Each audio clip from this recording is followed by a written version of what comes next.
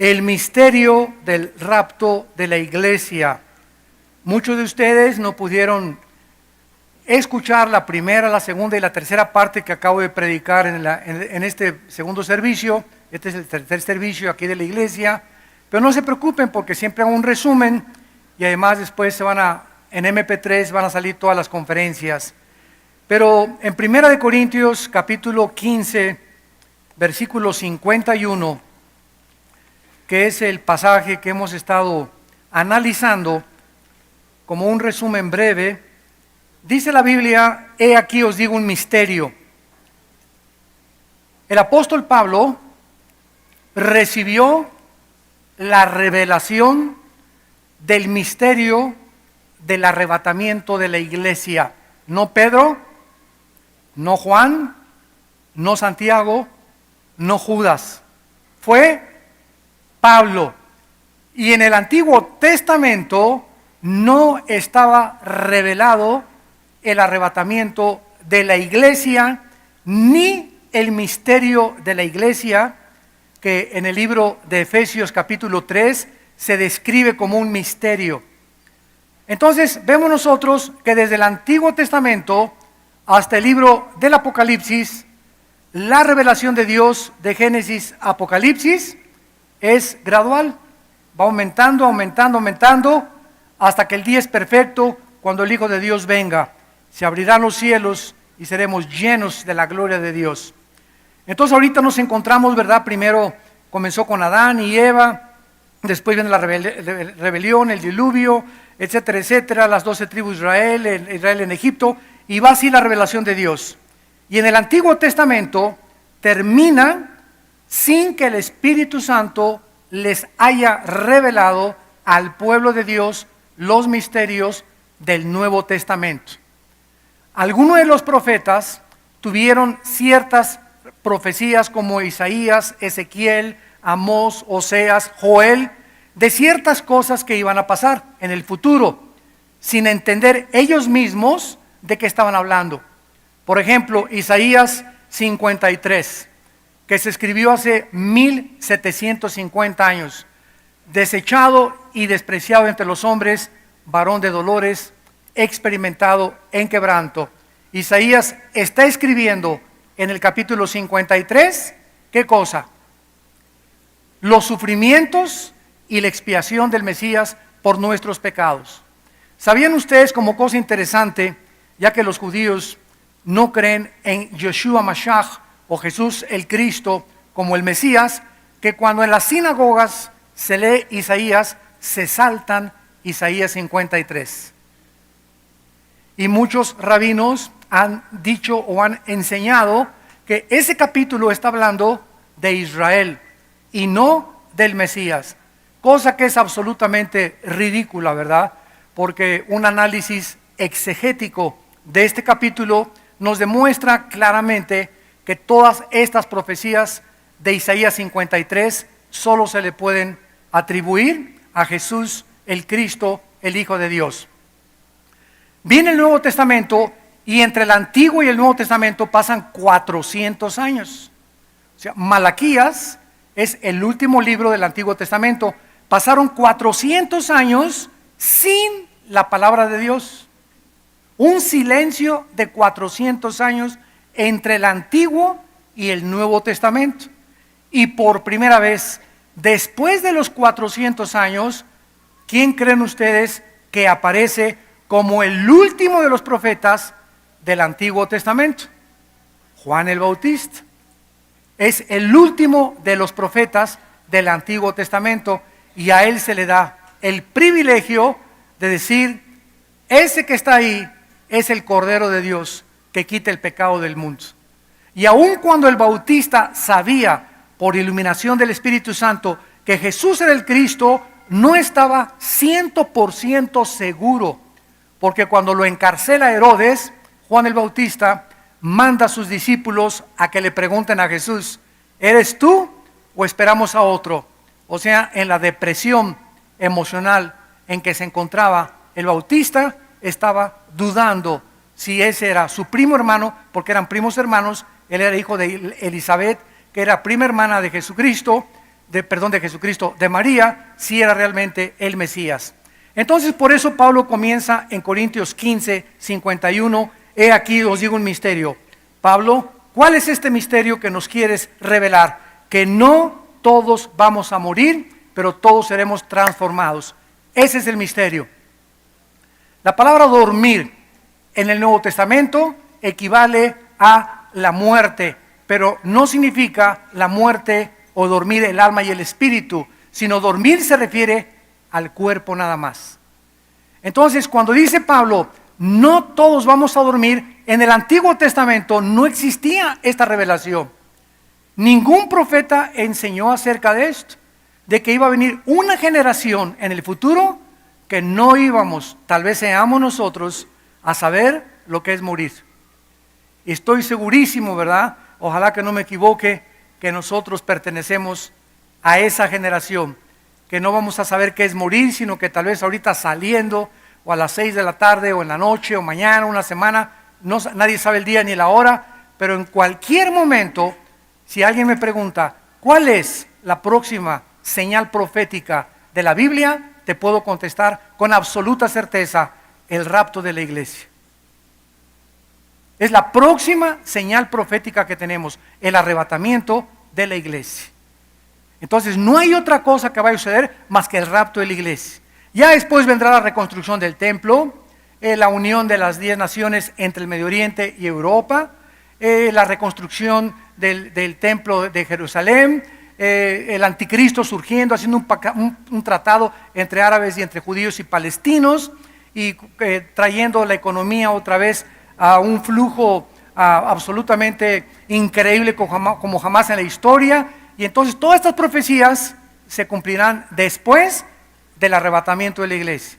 Nosotros tal vez a lo mejor veamos al anticristo celebrar este pacto, o a lo mejor no lo vamos a ver, o a lo mejor nos vamos 3 años antes y van a pasar 3 años y aparece el anticristo, o en el momento que aparece el anticristo nosotros nos vamos. Pero en el momento en que el anticristo firma el convenio o confirma el tratado de paz entre árabes y entre judíos, en ese momento nosotros ya no estamos aquí. Y ahorita estamos contemplando qué cosa en el Medio Oriente. Una olla hirviendo. Ahora que fue derrocado Muammar Gaddafi, el dictador de Libia, intervino la OTAN, que es la Organización de los Países del Atlántico del Norte, que reúne a la mayor parte de los países europeos que estuvieron bajo la Segunda Guerra Mundial, bajo el comunismo. Cuando acabó la Segunda Guerra Mundial, se firmó este tratado de la OTAN para garantizarles a estas naciones de que no volverían a caer en manos del comunismo. Ahora que la OTAN se ha fortalecido más que la ONU, tiene más fuerza ahora militar la OTAN que la ONU. Y cuando se tuvo que derrocar a Gaddafi, la OTAN, primero comenzó Estados Unidos, después Francia y algunas naciones, pero ya el golpe final lo dio la OTAN. Mandaron aviones, ¿verdad? Y acabaron con Gaddafi, lo agarraron vivo a Gaddafi, lo sodomizaron, lo arrastraron sangrando entre las plazas públicas de Libia, y bueno, y lo acabaron matando, ¿verdad? Como un animal terminó este pobre dictador. Entonces, ahora la guerra de Siria en el Medio Oriente, que todos ustedes todos los días estamos conscientes que están muriendo cientos de personas diarios. La pregunta es, ¿por qué no interviene la OTAN? ¿Por qué no interviene Estados Unidos? ¿Por qué a los rebeldes no los detienen, o por qué no ayudan a Bashar al-Assad, el presidente de Siria?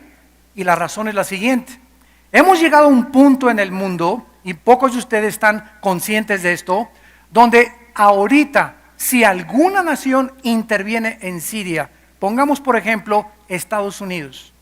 Si Estados Unidos interviene ahorita en Siria, ¿quién está apoyando a Siria? Rusia y China e Irán, 3 naciones poderosas ahorita. Si Estados Unidos interviene ahorita en Siria, o si alguna nación europea interviene en Siria, damas y caballeros santos de Dios, estamos viendo la tercera guerra mundial antes del Armagedón. Explota una tercera guerra mundial. Entonces ninguna nación se ha atrevido ahorita a intervenir y están dejando que los rebeldes, ¿verdad?, solucionen su problema, aunque sabemos que debajo del agua se está suministrando armas y Rusia tiene bases navales en Siria. A Rusia no le conviene que derroquen a Assad, a Irán no le conviene que derroquen a Assad, Europa le conviene que derroquen a Assad, en fin, hay una guerra ahorita, es un ajedrez cósmico, yo le llamaría, donde están tratando de darse mate al rey los dos partidos, los buenos y los malos, o los malos y los buenos. Entonces el mundo se encuentra en un caos, donde en cualquier momento, así una chispa, enciende la guerra mundial. ¿Qué acaba de pasar ahorita con la Franja de Gaza, el grupo terrorista Hamas e Israel? Bueno, hace algunos años el líder de Hamas, o uno de los líderes de Hamas, asesinaron y secuestraron a un soldado judío y lo tuvieron más de 3, 4, 5 años secuestrado. Entonces la inteligencia israelí, que se llama el Mossad, que es el servicio secreto de la defensa de Israel, es la inteligencia y tienen la tecnología más elevada del mundo en espiar. Entonces ellos localizaron a la persona que había dirigido el secuestro y a la persona que era el líder de ese grupo guerrillero. ¿Saben lo que hicieron?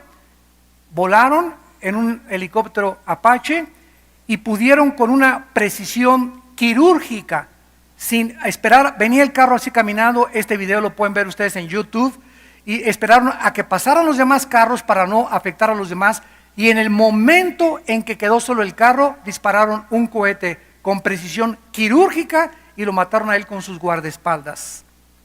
Este cohete, ¿verdad? ¿Cómo pudieron ver desde un helicóptero a través del techo de un carro? ¿Cómo supieron en la caravana que iba el jefe guerrillero? ¿Cómo lo supieron? Impresionante. Tienen aparatos que pueden estar en un restaurante, una persona platicando, y a 20 mesas pueden estar oyendo la conversación a 20 mesas de distancia. Pueden desde afuera de un edificio saber quién está detrás de las paredes de ese hotel o de ese edificio, con aparatos sofisticados que atraviesan el blindaje de cualquier pared para ver cuántas personas hay en tal lugar. Bueno, es increíble lo que es el mundo de la tecnología actualmente del equipo militar. Los palestinos que viven en Gaza y que fueron, ¿quiénes son los palestinos? Es un grupo de personas que en 1948, cuando los judíos, por un decreto de las Naciones Unidas, se les permitió regresar a Israel, había un grupo de árabes. Entonces este grupo de árabes huyeron y se convirtieron en refugiados. Entonces Israel comenzó a construir sus kibbutz y comenzó a construir edificios y todo, y estos árabes no se quisieron ir a vivir ni a Egipto, ni a Arabia Saudita, ni a Siria, ni a ningún lugar de los árabes. Se quisieron quedar ahí. Comenzó el conflicto, Israel les entregó la Franja de Gaza. Miren, no vamos a pelearnos, vivan ustedes ahí. Millones de dólares, Europa y el mundo, millones de dólares les regalaron para que hicieran escuelas, para que hicieran hospitales, pero el gobierno de ellos, no el pobre pueblo palestino, que siempre es el que sufre, como en todos los países, el gobierno de ellos, los grupos guerrilleros, se apoderaron del dinero y en lugar de invertirlo en hospitales y en escuelas, lo invirtieron en cohetes y en armas. Y entonces comenzaron a mandar cohetes a Israel porque han jurado exterminar y no aceptar jamás a los israelíes vivir en la tierra de Israel. Bueno, pues se complicó la cosa. Desde el 48 a nuestros días, más de 15,000 o 25,000 cohetes han lanzado contra Israel. O sea, provocándolos para que Israel conteste. Entonces intervenga Irán, que es el que está apoyándolos a ellos, intervenga Hezbollah, es el otro grupo terrorista en Libia, e intervenga Siria. Pero ahorita Siria está paralizada por la guerra civil.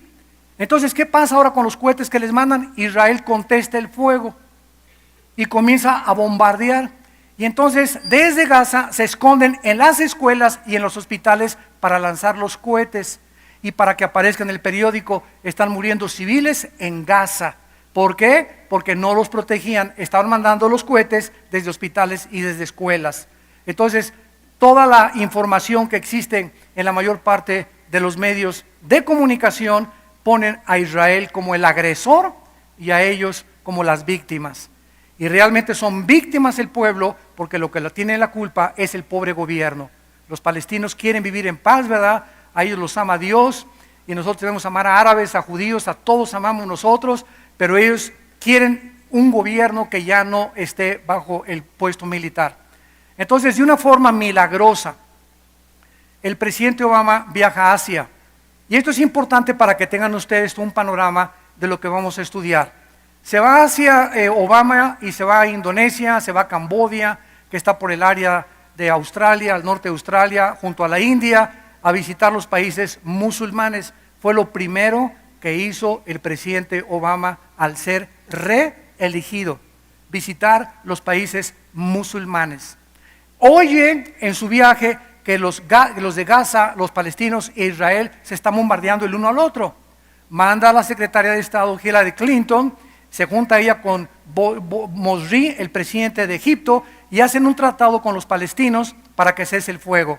A Israel no le conviene, al pueblo no le conviene, a nadie le conviene una guerra. Y si hace la paz en el Medio Oriente, ahorita, temporalmente, porque sabemos que esto no puede durar mucho tiempo sin que vuelvan otra vez a bombardear a Israel. Toda esta situación en el Medio Oriente, vemos que crece la tensión, y crece la tensión, y crece la tensión, y Jesús dijo en Lucas 21, cuando vean a Jerusalén rodeada de ejércitos, sabrán que ha llegado el final del tiempo. Cuando vean a Jerusalén rodeada de ejércitos, sabrán que ha llegado el final de la historia humana. Entonces Israel en el 48 regresó. Escuchen con atención. Cuando Israel regresa, pelean la guerra del 52, la guerra del 67, los 6 días, la guerra del 73 de Yom Kippur. Se levanta el movimiento para la liberación de Palestina por Yasser Arafat con el propósito de exterminar a Israel, y desde el 48 no han podido vivir en paz, ni árabes ni los judíos. Nadie, diplomáticos, senadores, secretarios de Estado, presidentes, han tratado de poder calmar la situación, y nadie ha podido, porque de acuerdo a la Biblia, el único que va a poder hacer la paz será el futuro dictador del mundo, que se llama la bestia o el anticristo. Entonces nos estamos acercando al escenario final donde Israel se está quedando solo. Vean ustedes, Egipto hizo un tratado de paz de 30 años con el presidente Mubarak, que acaban de darle pinochetazo. Ya lo sacaron a Mubarak. Entró en lugar de Mubarak Morsi, que pertenece a la hermandad musulmana del Medio Oriente. Y la mayor parte de los musulmanos están divididos en dos ramas, en los sunis y en los chiitas. Y los dos están en un antagonismo de hace muchos años. Ahora bien, se acaba el tratado de paz con Mubarak, y Israel ya no tiene el apoyo de Egipto. ¿Quién es la única nación ahorita? La única nación que está ahorita neutral con Israel, Jordania.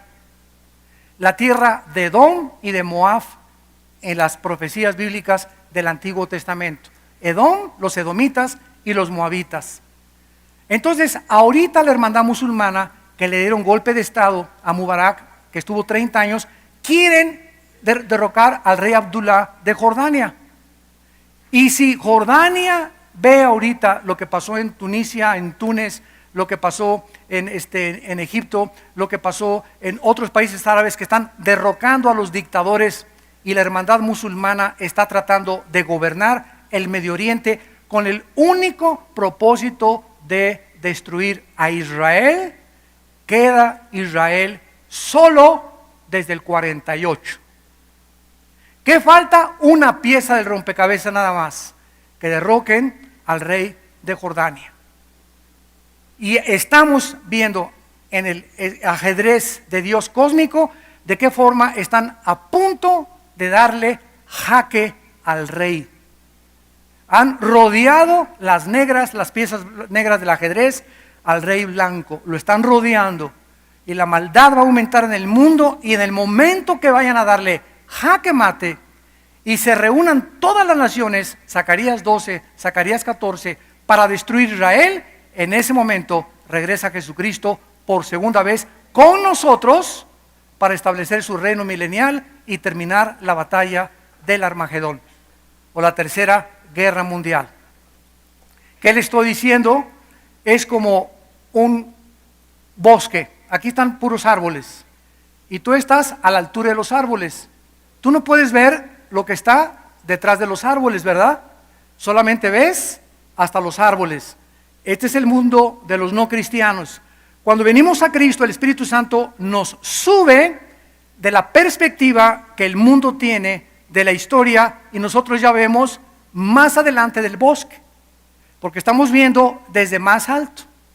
Y mientras más te santificas y más caminas con Dios, mayor perspectiva tienes del futuro. Y cuando un cristiano sabe ya lo que va a pasar y conoce las piezas del rompecabezas y que el jaque mate no se lo van a dar, vives lleno de seguridad, lleno de confianza por el futuro, lleno de agradecimiento, porque nada ni nadie destruirá a Israel ni al pueblo de Dios. Gloria al nombre del Hijo de Dios. Gloria a Jesucristo.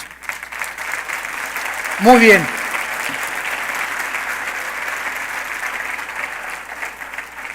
No todos vamos a morir, todos seremos transformados. En un momento, versículo 52, 1 Corintios 15, en un momento, en un abrir y cerrar de ojos, a la final trompeta. Y esta trompeta no es la final trompeta del Apocalipsis. Es la fiesta, la trompeta que se tocaba en la fiesta de las trompetas de Levítico 23. Rosh Hashanah se llamaba. Cristo cuando vino cumplió Pascua, los panes sin levadura, los primeros frutos y Pentecostés. Vean esto con cuidado. Cuando Cristo vino, cumplió 4 fiestas que Dios le dio a los judíos. Quedan 3 fiestas por cumplir. Si Cristo cumplió las 4, las otras 3 las cumplirá, y la primera es el arrebatamiento, las trompetas. Es la 5ª fiesta que falta. ¿Y saben cuándo es la fiesta de las trompetas en el calendario judío? En el mes de septiembre. Yo es una convicción profunda, mientras más estudio las fiestas y el significado de las fiestas, que si nos vamos será en septiembre. Y precisamente es en septiembre también cuando es el Rosh Hashanah, que significa en el hebreo el final del año. O sea, el final de nosotros es el 31 de diciembre, ¿verdad? Los judíos es en septiembre cuando inician el nuevo año.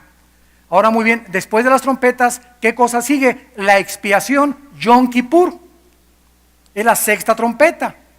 Falta las trompetas y falta Yom Kippur, que es la 6ª trompeta. Yom Kippur ya lo tuvimos nosotros en la iglesia, cuando Cristo expió en la cruz nuestros pecados. Pero Dios le dijo a Israel: espérenme ahí, ustedes van a salir un rato a la banca. Se van a ir a la banca del Tijuana o del Toluca por un ratito, ¿verdad? No van a tomar parte ahorita, y los que están en la banca saben que están viendo desde lejos el partido. Ahorita Israel está viendo desde lejos todo, porque desde hace 2000 años Israel fue puesto en la banca cuando rechazaron a Cristo. Y entramos nosotros, la iglesia, como los jugadores. Ahorita somos nosotros los que formamos parte del partido. La iglesia es la que está jugando ahorita en el escenario final. Pero cuando venga el arrebatamiento de la iglesia, en ese momento Dios les dice a todos los de la banca que entren al partido, porque nosotros ya nos fuimos. Se acabó la época de la iglesia e Israel vuelve a participar del juego con los 144,000 judíos de Apocalipsis 7. A ellos ahora, a los judíos mesiánicos, se les va a encargar la predicación del evangelio de Jesucristo. La iglesia ya se fue, Israel vuelve a entrar al partido. Por eso Israel es una herejía decir que ya acabó Dios con ellos y que ya los terminó, porque Romanos 9, Romanos 10 y Romanos 11 nos enseñan exactamente lo contrario. Están temporalmente en la banca, pero serán injertados otra vez, porque mayor es el que los injertó que aquel que los desechó. Y los desechó para que nosotros fuéramos injertados temporalmente en el olivo natural. Ellos son el natural, nosotros somos el olivo silvestre. Todo esto está en Romanos capítulo 11. Muy bien, con esta explicación de que a la final trompeta viene el arrebatamiento, no es la trompeta de Apocalipsis, que es de juicio, es cuando se usaba la trompeta en el Antiguo Testamento para reunir al pueblo de Dios.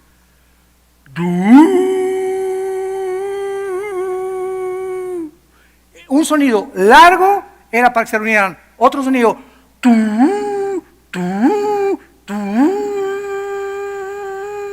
era emergencia, y otro sonido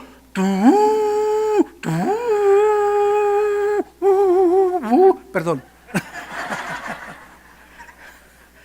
me saqué como sea, ¿verdad?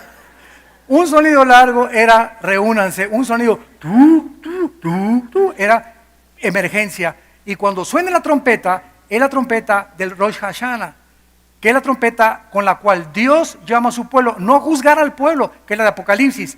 Y muchos intérpretes o maestros de la profecía, escatología, han enseñado equivocadamente que el arrebatamiento, como dice que es a la final trompeta, creen que es en la última trompeta del Apocalipsis. Por lo tanto, la iglesia participará de la gran tribulación. Qué grave error de exégesis escatológica en la palabra de Dios. Se refiere a las trompetas de Rosh Hashanah, de la fiesta de los judíos. Muy bien. Teniendo esto en cuenta, nos damos cuenta ya de una forma muy clara, ¿verdad?, que el Nuevo Testamento describe la venida de Cristo, la próxima venida de Cristo, en dos etapas. La primera es en el rapto, vamos a ver los versículos, cuando Él viene sin tocar los pies en la tierra. Primera de Tesalonicenses 4, 16 y 17. Porque el Señor mismo, con voz de mando, lo mismo que dice Corintios, con voz de trompeta, con voz de arcángel, descenderá del cielo. Cristo ahorita está en su trono sentado, Cristo se va a levantar, Cristo en su trono, y se avienta, ¿verdad?, a venir hacia abajo a la tierra por segunda vez. Descenderá del cielo y en las nubes viene con todos los ángeles. Y en el momento que Cristo venga por nosotros, vamos a estar algunos cantando en la alabanza. Ojalá que nos agarre así, ojalá que nos agarre en la iglesia también, ¿verdad?, que nos agarre bien persinados, ¿verdad?, que no tengamos ningún problema cuando venga, que no te agarre del chongo con tu esposa cuando Él venga o cosas así, porque dice que muchos están avergonzados cuando Él venga. Pero cuando Él venga, de repente nuestras ropas se van a caer al suelo. El predicador ya no está, y la mitad de la iglesia se va a quedar, la mitad de la iglesia se va a ir. En todas las iglesias del mundo. Pilotos se van a estrellar porque el piloto desapareció. Accidentes múltiples en las carreteras porque muchos choferes desaparecieron, causando un caos vial y de tránsito y de tráfico en los periféricos, en los pasos a desnivel, en las carreteras, etcétera, etcétera. Los hospitales vacíos de todos los bebés y de todos los niños menores de edad del mundo entero. Muchos estarán dormidos y tu esposa amanece, pues ¿quién se fue con el lechero?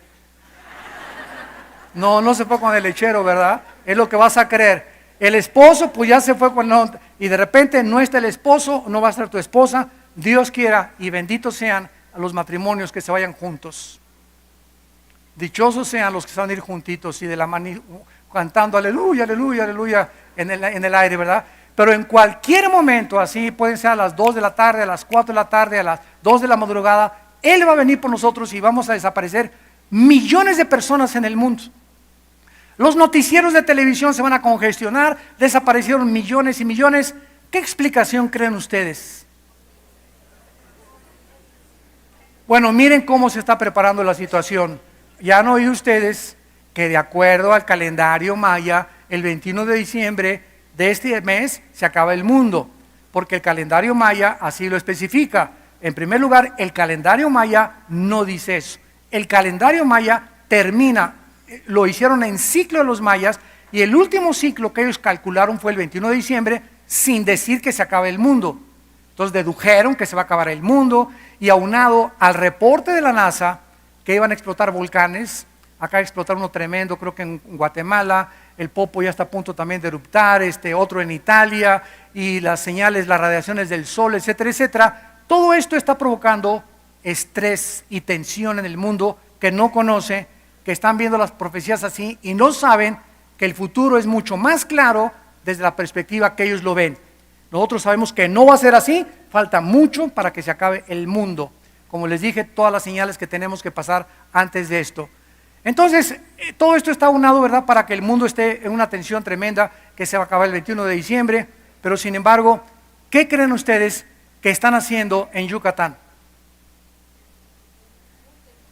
Están haciendo búnker, sí.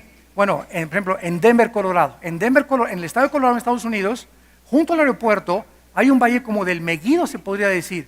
Una planicie impresionante, donde nadie entra, ni nadie se le permite entrar. Nosotros tenemos ahí pastores, a Paco y a Sandrita, son los pastores de Villanueva en Denver, en nuestra iglesia en Denver, Colorado, y me han platicado, ¿verdad?, amigos del ejército, de que hay búnkers impresionantes que están haciendo, pero ciudades casi enteras debajo de la tierra, están esperando algo. Y en Yucatán llegaron gente de España, de Francia, de Italia, y saben ustedes que se formó una nueva religión ahorita en Yucatán que se llama, escuchen, se llama la Confederación Galáctica. La guía es una mujer con una laptop, y con esa laptop un espíritu a ella le habla, ha de ser tu padrino,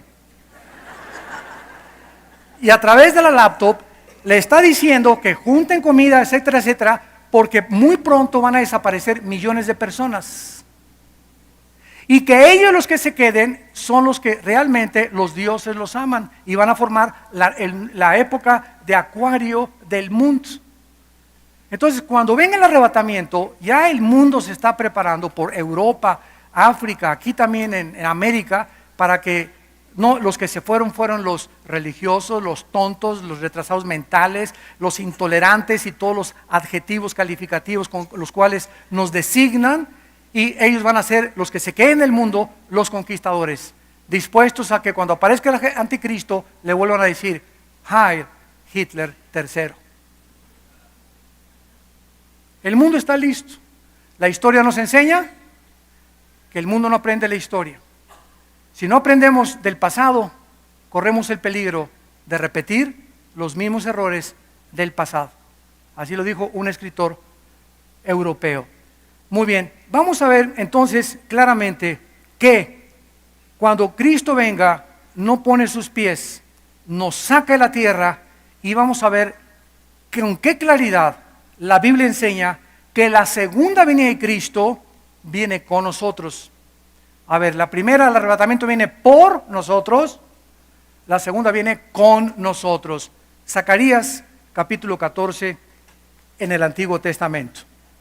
Zacarías está un poquito antes de Mateo y de Malaquías. Zacarías 14. Dice el versículo 4 y 5, describiendo la segunda venida de Jesucristo. Y se afirmarán sus pies en aquel día. Cuando venga la segunda venida, va bajando Jesucristo, y exactamente lo primero que va a tocar es el monte donde lo crucificaron. El monte Gólgota, o el monte de la calavera. Exactamente donde abrió sus brazos y expió y pagó por nuestros pecados. Ahí, en ese preciso lugar geográfico, no se va a parar en Toluca, ni en Tlalnepantla, ni en París, ni en Londres, ni en ningún. Se va a parar en el monte de los Olivos, y miren lo que va a pasar. Se afirmarán sus pies en el monte de los Olivos, que está enfrente de Jerusalén al oriente, y el monte de los Olivos se partirá por en medio, así, hacia el oriente y hacia el occidente, haciendo un valle muy grande y la mitad del otro monte, o sea, en cruz, hacia el norte y hacia el sur. O sea, cuando Cristo venga, se abre la tierra de sur a norte y de oriente a occidente. Se hace una cruz en Jerusalén. Qué impresionante va a ser eso.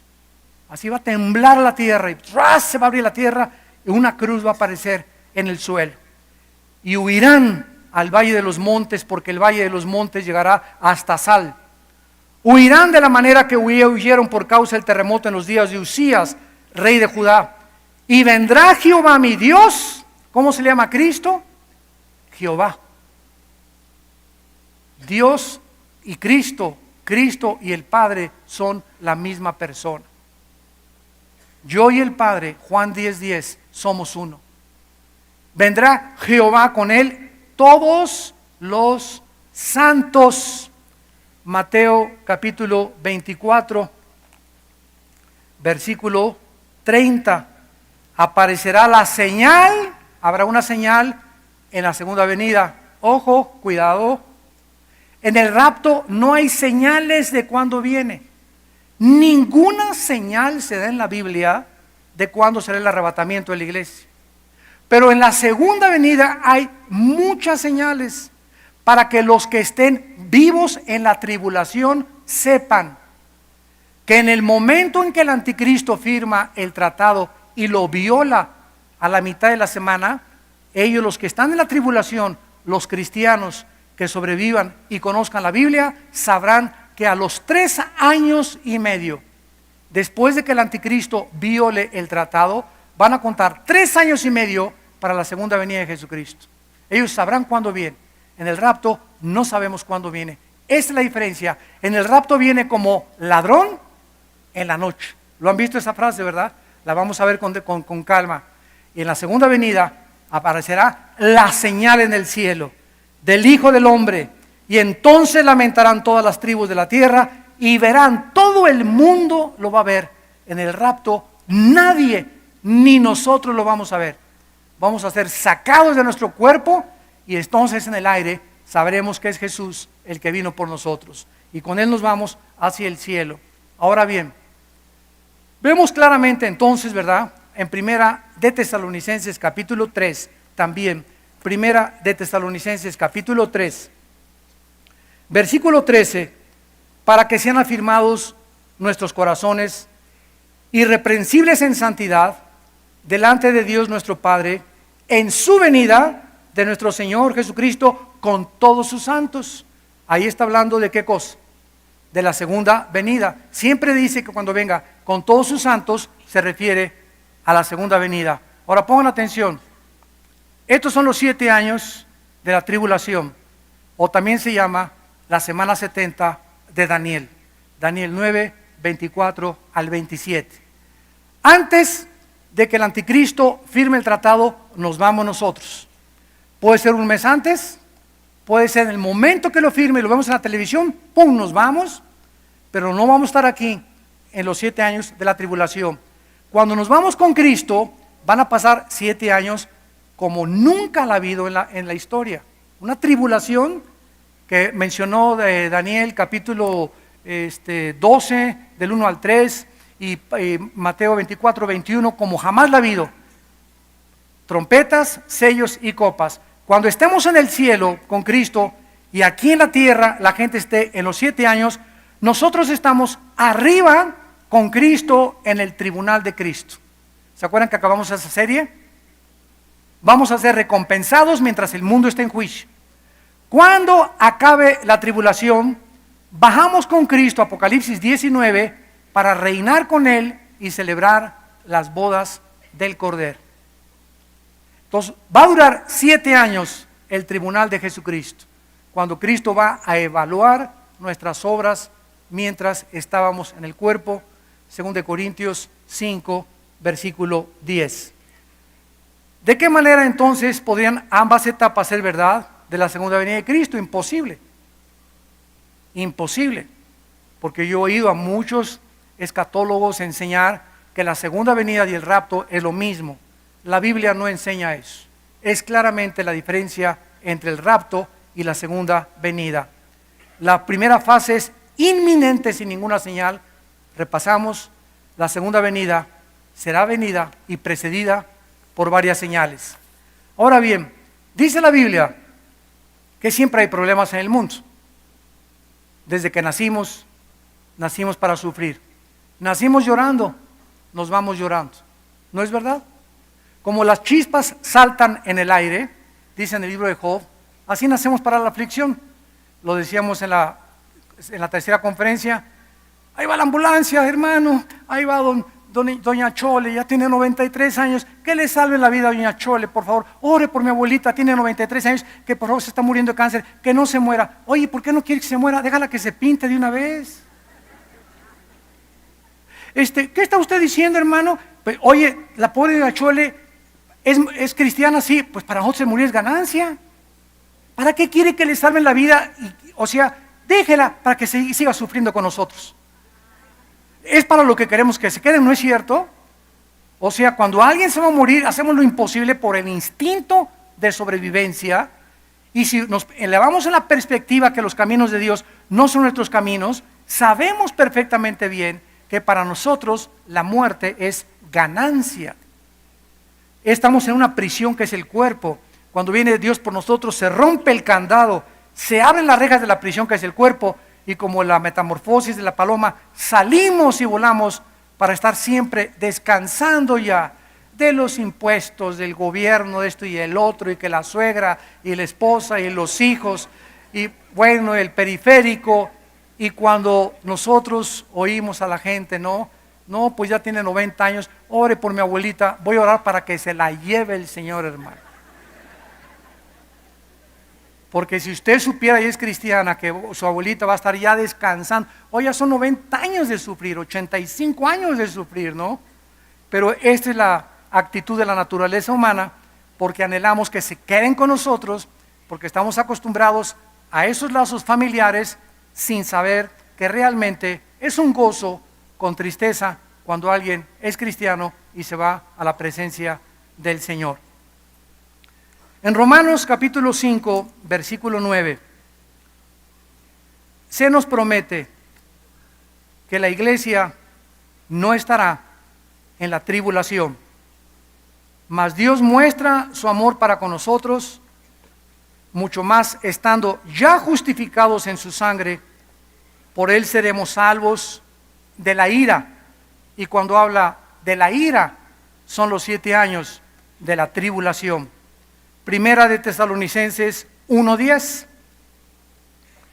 Esperar de los cielos a su Hijo Jesucristo, el cual resucitó de los muertos, a Jesús quien nos libra de la ira venidera.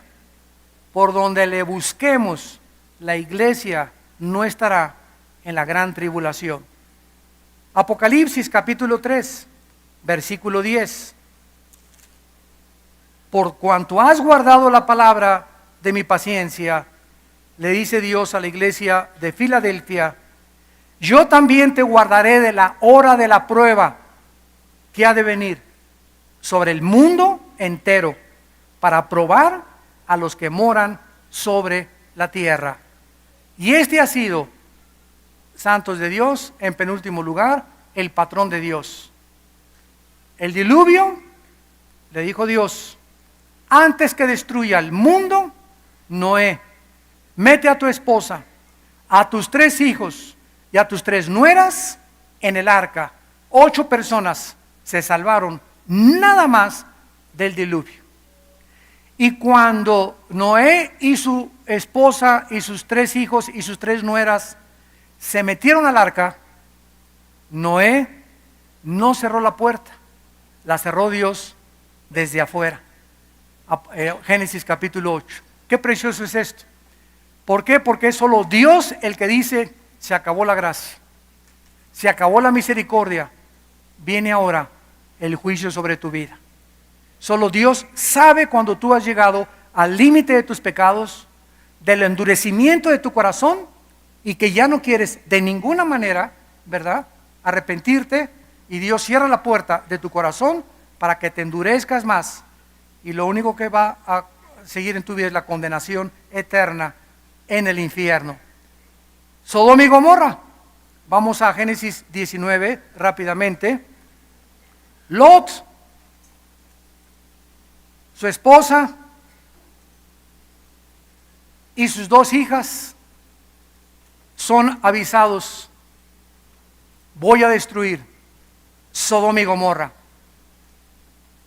Hay matrimonios gays, homosexualismo, lesbianismo rampantes en el mundo, y el centro de la contaminación era las ciudades de Sodoma y de Gomorra y algunas otras ciudades vecinas que estaban junto a ellos, de acuerdo al libro de Ezequiel. ¿Y qué pasa cuando Dios va a destruir? Versículos 12 y 13. Dijeron los varones a Lot, los varones son los ángeles: ¿tienes aquí alguno más? Yernos y tus hijos y tus hijas y todo lo que tienes de la ciudad, sácalo de este lugar, porque vamos a destruir a este lugar, por cuanto el clamor contra ella ha subido de punto delante de Jehová. Por tanto Jehová nos ha enviado para destruirlo. ¿Por qué destruyó Dios a Sodoma y Gomorra? Porque había una sola persona, Lot, nada más uno, que oraba y le decía: Señor, no es posible tanto pecado, no es posible, Señor, tanta violencia. Señor, oraba, era un hombre que estaba en oración. Sin embargo, Lot, a pesar de que era el único que clamó y que llegó hasta el cielo su clamor, y Dios contesta, Lot fracasó como esposo y como padre. Entonces, ¿por qué Dios lo salvó? Bueno, dice el versículo 15 al 16: y al rayar el alba, o sea en la madrugada, los ángeles daban prisa a Lot diciendo: levántate, toma tu mujer y tus hijas que se hallan aquí, para que no perezcas en el castigo. Esta palabra castigo es abón en el hebreo, en la maldad de la ciudad. Y deteniéndose él, los varones asieron de su mano y la mano de su mujer. O sea, Lot no se quería salir, porque amaba más a su familia que a Dios. Amaba más a su familia que a Dios. Pero ¿qué clase de amor tenía Lot con su familia, que ni siquiera los guió a Cristo? Que ni siquiera los llevó a la adoración del Dios verdadero. ¿Qué clase de amor era esa, verdad? Era un amor sentimental y emocional nada más, como el que le tienes a tu perro, Fido. Pero no es un amor sacrificial, donde amas más a Dios con todo tu corazón y con toda tu alma y con todas tus fuerzas, que a tu esposa, a tus hijos, a tu primo, a tu perro y a todo lo que existe en este mundo. Entonces, Lot se aferra, y de la mano de sus 2 hijas, según la misericordia de Jehová para con él, y lo sacaron y lo pusieron fuera de la ciudad. Los ángeles agarran a Lot, y si no lo sacan a fuerzas, por favor, se hubieran quedado. ¿Por qué lo sacaron? Porque había un pacto entre su tío Abraham y Dios. ¿Cuántos de nuestros hijos ven? No, yo no quiero al Señor. No, de las orejas te va a traer el Señor. ¿Y sabes por qué? Porque cada cristiano tiene la bendición y será salvo tú y tu casa. Y bendición de Jehová son de los hijos, y la generación de los hijos será bendita. Ahorita ves a tu hijo mal, a tu hija en drogas, a tu hijo en drogas, pero si tú perseveras en la gracia y en la fe de Dios hasta el final, tu casa será salvada. Por la misericordia que Dios hizo contigo y conmigo. Gloria a Dios, bendito sea su nombre.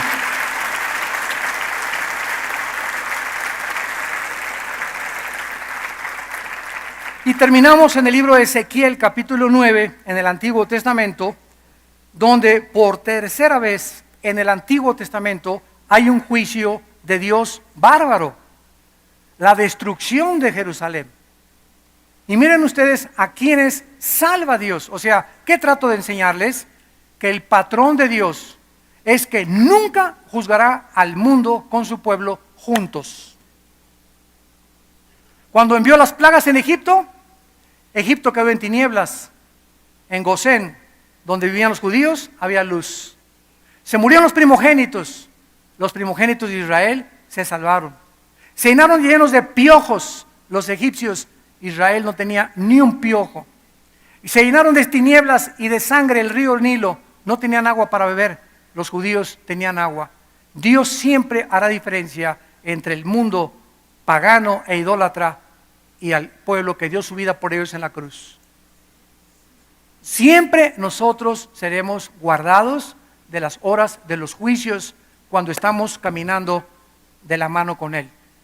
Ezequiel capítulo 9, dice la Biblia en el versículo 4 y 5 a los ángeles. Y le dijo Jehová, pasa por en medio de la ciudad, le está hablando a los ángeles, por en medio de Jerusalén, y ponles una señal en la frente a los hombres que gimen y que claman a causa de todas las abominaciones que hacen en medio de ella. O sea, marca solo a los que viven de rodillas. Marca solo a los que viven de rodillas, y a los otros. Dijo oyéndolo yo, versículo 5, pasa por la ciudad en pos de él y mata. No perdone tu ojo ni tengas misericordia. Maten a viejos, jóvenes, vírgenes, niños, que no quede ninguno, pero todo aquel sobre el cual hubiere señal, no se acerquen y comiencen con las prostitutas. ¿Eso dice en tu Biblia? Y comiencen con las cantinas. ¿Eso dice? Y comiencen con los homosexuales.